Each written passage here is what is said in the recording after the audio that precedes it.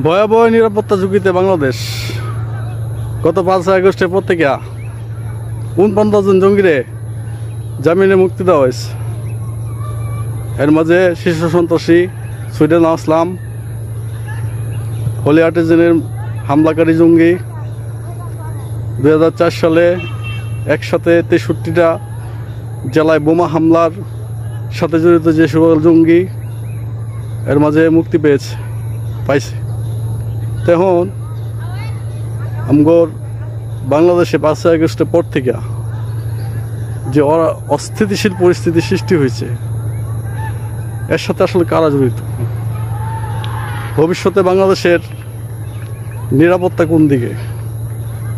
বাংলাদেশের একজন সাধারণ নাগরিক হিসাবে এটা আমার মনে একটা শঙ্কার জায়গা, আমার মনে একটি বিশাল বড় প্রশ্নের জায়গা সৃষ্টি করেছে।